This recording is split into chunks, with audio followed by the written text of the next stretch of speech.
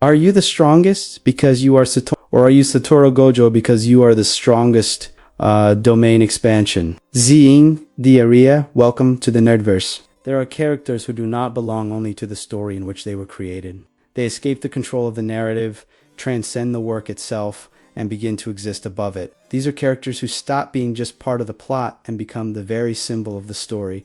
When that happens, the audience grows attached, the work expands, popularity explodes. But the author, often without realizing it, creates a massive problem. And before we continue, make sure to like the video and subscribe to the channel, because discussions like this really help the content reach more people. Every story needs to move forward. It needs conflict, risk, and consequences. And when there is a character who seems untouchable, who solves everything simply by being present, tension begins to fade. The world may be cruel, violent, and unpredictable. But as long as that character is there is always a sense of safety. And in narratives that promise brutality and unpredictability, that becomes a silent poison. In action stories, especially in manga and anime, the archetype of the strongest character has always existed. The master, the mentor, the legendary figure. Traditionally, these characters had a very clear role: appear, teach, establish the limits of the world, and eventually leave the stage. The problem begins when this character not only fulfills that role, but completely dominates the narrative. When every threat only feels relevant if it can match them. When every arc is measured by the scale of their power. When the audience stops asking what will happen and starts asking only when they will appear. At that point, the story begins to lose its balance. Conflict stops being built from the character's choices and instead depends on managing the presence or absence of a single individual, and the more charismatic, powerful, and popular that character is, the harder it becomes to handle them coherently. While you're listening, leave a comment.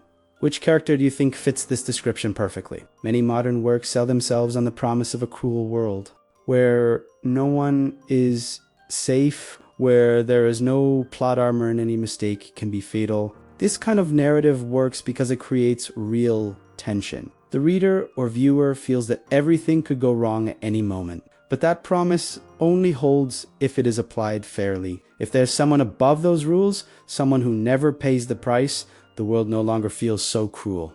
An exception is created. An invisible pillar holding everything together. And there are characters who are not just strong within the world. They redefine the world. Their mere existence shifts the balance of power, changes how antagonists behave, and forces the entire universe to adapt. They are no longer a piece on the board. They become the board itself. This is narratively powerful, but extremely dangerous, because if that pillar falls, everything collapses with it. At some point, the author realizes they need to move forward. New conflicts must arise. Other characters need room to grow. And then the inevitable question appears: how do you continue with this character still active? Usually, the options are limited. Isolate the character from the story, restrict their powers, or eliminate them entirely.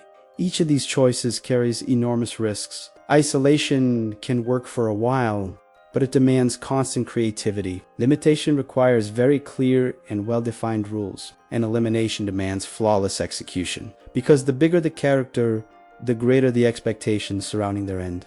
When this kind of character leaves the stage, something interesting happens. The world begins to crumble. Chaos sets in structures that once seemed stable, reveal their fragility, and the audience realizes just how fundamental that character truly was. This is powerful from a narrative standpoint. It shows real impact. It shows consequences, but at the same time, it greatly increases the weight of any possible returner, of any definitive death. When the character returns, expectations reach an almost impossible level to satisfy. A good scene is no longer enough. The audience wants the scene. They want the fight that was promised from the very beginning. They want the definitive confrontation. They want to see old dialogues pay off, past lines gain new meaning, and long-standing promises fulfilled. At this point, the story is walking on a tightrope. Delivering something good is not enough. It has to be worthy of the myth that was created. And here it's important to make one thing very clear.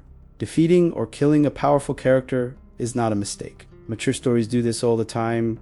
The problem is never the outcome, but the execution. If a character has always been portrayed as experienced, strategic, and cautious, Their defeat needs to respect that. If it has always been shown that reaching them required an absurd level of effort, the final blow cannot feel simple, rushed, or convenient. When that happens, the audience does not feel tragedy. They feel strangeness, and strangeness breaks immersion. A sense emerges that something was resolved because it needed to be resolved quickly, not because it was organically built. The classic feeling of a narrative shortcut. And when the audience starts to feel that trust in the story begins to erode, there is a critical moment when the work stops controlling the character and starts being controlled by them.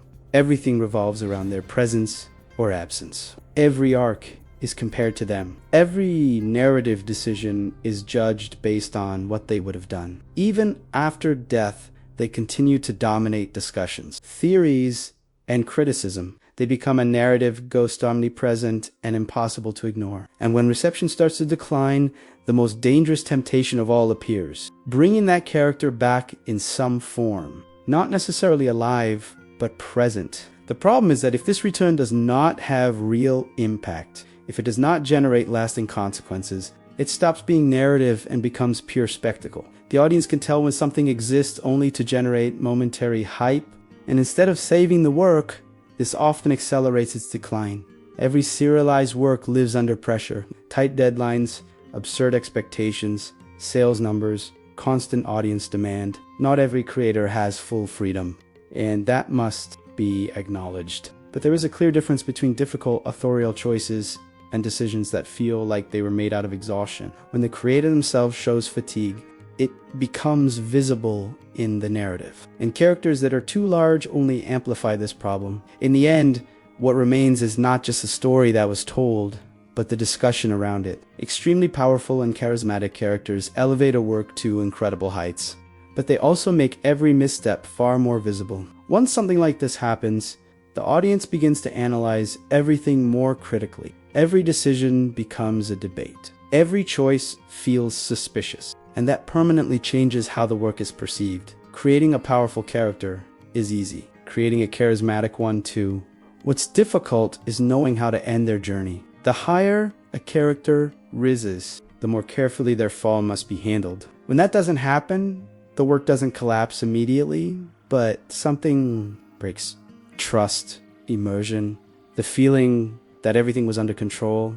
And now I want to know what you think. Do you believe this work can still recover? Leave your opinion in the comments, it really helps the channel. Subscribe so you don't miss the next videos, and leave a like if this kind of analysis resonates with you.